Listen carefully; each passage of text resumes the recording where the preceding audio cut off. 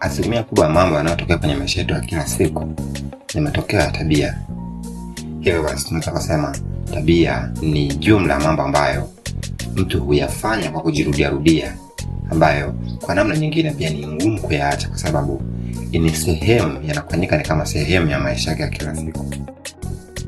Vivyo hivyo kwa habari ya mafanikio, ukijaribu kufuatilia kwa watu waliofanikiwa, utagundua kwamba kuna tabia fulani za tofauti ndogo ambazo hapo nazo, na hizo ndo zimechangia kwa kiasi kikubwa wao kufikia kwenye hatua hiyo walionayo, na ndizo zinazochangia wao ku maintain mafanikio yao. Kwa sababu pia kwenye kufanikiwa huwa kuna kurudi nyuma, kwa maana ambao amechukupana na kushuka. Kuna wakati mtu anaweza kufanikiwa kwa level fulani, lakini baadaye aka drop. Kwa hiyo ku maintain mafanikio, na hapo pia ni mafanikio mengine ya ziada. Kwa hiyo ukijaribu kufuatilia, kuna baadhi ya tabia ambazo sometimes ni kama vile unique fulani, unique behavior ambazo wanakuwa nazo watu waliofanikiwa, ambazo ndo zina maintain mafanikio yao ambao wamekwisha kuyapata kabla. At the same time pia ukiangalia kwa watu ambao hawajafanikiwa na wameshindwa kufanikiwa totally, utagundua kwamba kuna tabia fulani ambazo zimezoeleka sana, zimekuwa kama ni kawaida kwenye jamii, na ndo zinazofanya washindwe kufikia malengo, washindwe kufanikiwa kutokana na kwamba zimekuwa ni sehemu ya maisha yao na zimezoeleka, na kiasi kwamba ni ngumu kubadilika kwa wakati, ni ngumu kuchukua maamuzi ya kuchange. Katika video hii tutakwenda kuangalia tabia 6 za watu waliofanikiwa na wanaoendelea kufanikiwa pia, sababu maisha ni foleni. Kila kukicha kuna watu wanafanikiwa. Kuna waliofanikiwa jana, kuna waliofanikiwa leo, kuna watakaofanikiwa kesho, na zaidi wataendelea kufanikiwa.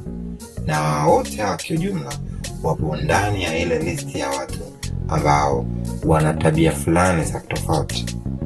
Lakini pia nipende kutia moyo mfuatiliaji wa channel yetu kwamba mabadiliko yoyote kwenye maisha yako ni mwanzo wa hatua moja kwenye maisha yako pia, na hata mafanikio ni mchanganyiko wa hatua ndogo ndogo ambazo wanadamu wanazifanya kwenye maisha yake.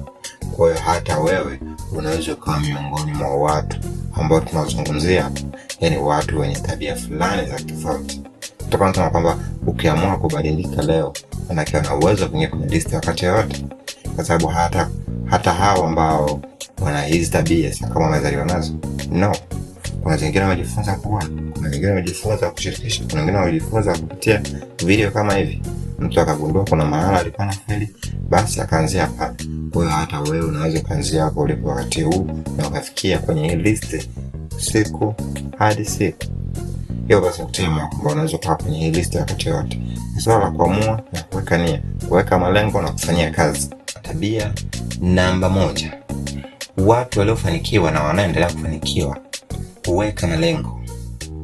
Kuweka malengo kuna umuhimu mkubwa sana katika kufikia lengo ama kusudi ulilolipanga kwenye maisha yako, kwa sababu huko ndo kunakokupa tracking record ya hatua gani umefikia, ni hatua gani umesogea kwenye kile ulichokusudia kufanikisha kwenye maisha yako. Na ikumbuke kwamba huwezi kufanikiwa ndani ya siku moja. Kwa maana kumbe mafanikio ni jumla ya mambo madogo madogo, ni jumla ya hatua ndogo ndogo ambazo mtu unapaswa kupiga siku hadi siku.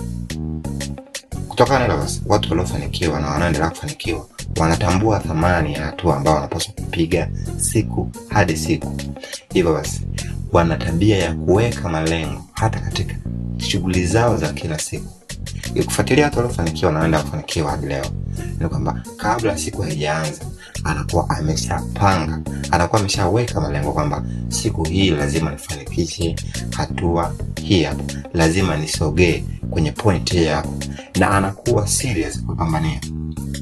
Na kuweka malengo pia katika hizi hatua ndogo ndogo unazopaswa kupiga, kunakuwa kunajenga ile msukumo wa kupambana kwa juhudi. Yani kunakupa ile self drive.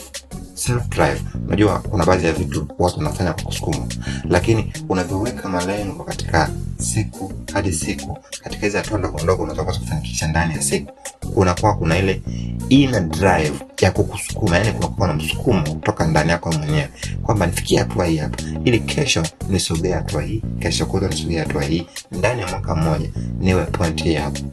Na hiyo inakuwa inamsaidia mtu kumanage hata muda wake, kwa sababu hata time management ni moja ya key kubwa sana kwenye mafanikio. Tabia namba 2 ya watu waliofanikiwa ni uthubutu.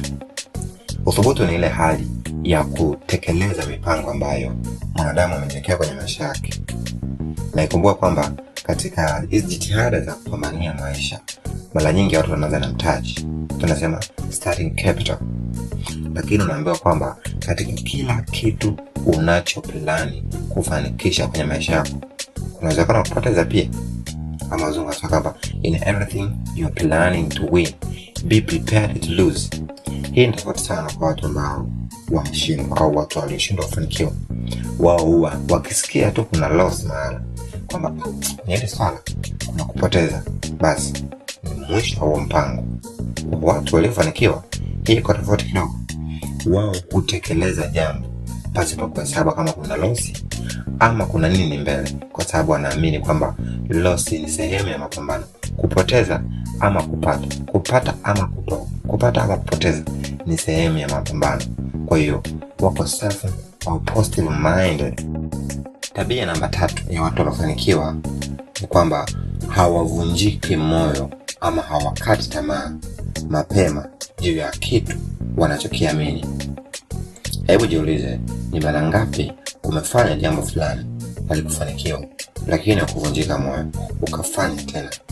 Halikufanikiwa na haukuvunjika moyo ukafanya tena. Halikufanikiwa, haukukata tamaa na ukafanya tena na tena na tena. Usinipe jibu. Lakini watu waliofanikiwa na watu wanaendelea kufanikiwa kwenye maisha ni wale ambao hawavunjiki moyo, ama wana tabia ya kutokuvunjika moyo katika mambo wanayoamini. Wazungu wanasema losing or failure must not be the end, but take it as a challenge to the new beginning. Maana nini? Katika kila kitu unachokifanya kwenye maisha yako, kufeli ama kupoteza kusiwe mwisho wa mapambano, ila ichukulie kama changamoto itakao kuongoza kwenye hatua mpya utakayoanza. Maana nimefeli raundi ya kwanza, lazima nitajiuliza ni wapi nilipofeli, wapi nilipoanguka, ni kitu gani kimenifelisha. Maana wakati nitapokuja kuanza kwa upya, usikate tamaa. Nitaepuka hizo changamoto ambazo zilinifelisha mara ya kwanza. Hivyo basi, ukiangalia watu waliofanikiwa wana spirit fulani ya mafanikio, kwamba failure is not the end. If I failed in the first time, I can try the second time. Nikifeli tena, nitajaribu raundi ya 3. Nikifeli, nitajaribu raundi ya 4. Katika hizi try ninazofanya, lazima kuna makosa ambayo sitegemea yatajirudia, ambayo nilifundisha awali. Na hiki ndio kinachofanya watu wengi wafanikiwe. Watu waliofanikiwa wanaendelea kufanikiwa zaidi kwa sababu ya spirit kama hizi ambazo kidogo zinatoa tofauti na watu ambao wao kujaribu raundi ya kwanza kufeli, wanaondoka na malalamiko mengi ambayo hayawapi moyo wa kurudia tena kujaribu. Tabia namba 4, watu waliofanikiwa huamka na kuanza siku yao mapema sana, lakini pia wanajali muda. Sababu katika kuamka mapema hapo pia kuna mambo mengi. Kwa mtu anaweza kuamka saa 11, lakini zoezi tu la kutoka kitandani aanze shughuli zake alizoplan kufanikisha kwenye siku ikachukua masaa 2.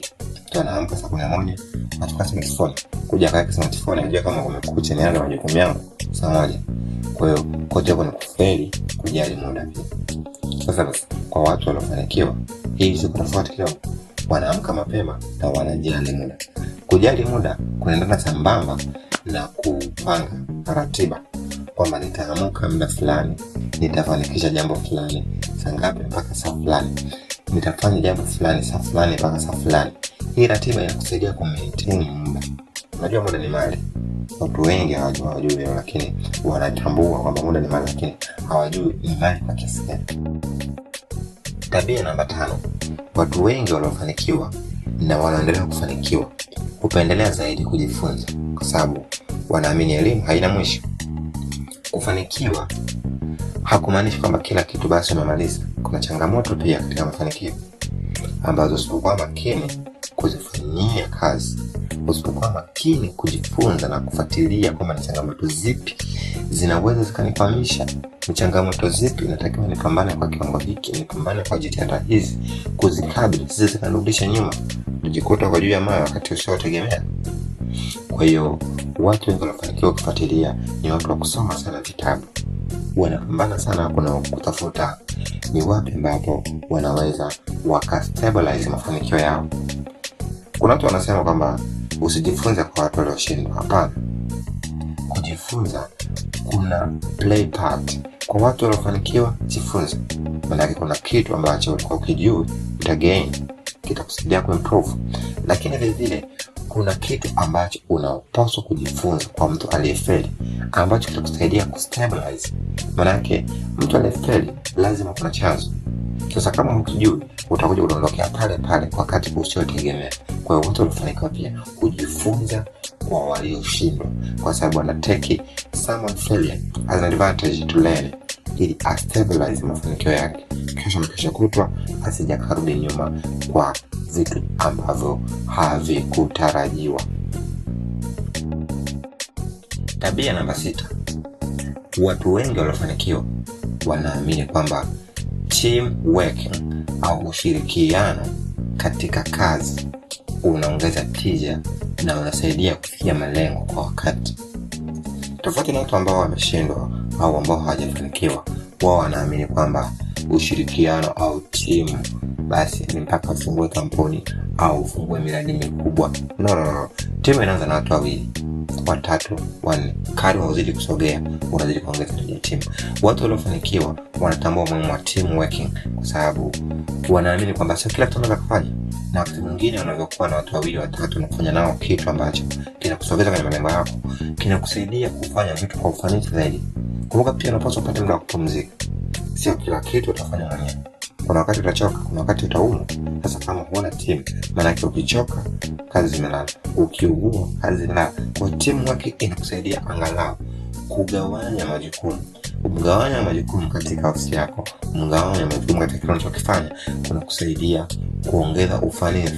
Kumbuka kwamba ufanisi mzuri wa kazi unasaidia kufikia malengo, performance ya kazi yako, na kufikia malengo kwa wakati ambao ulikusudiwa.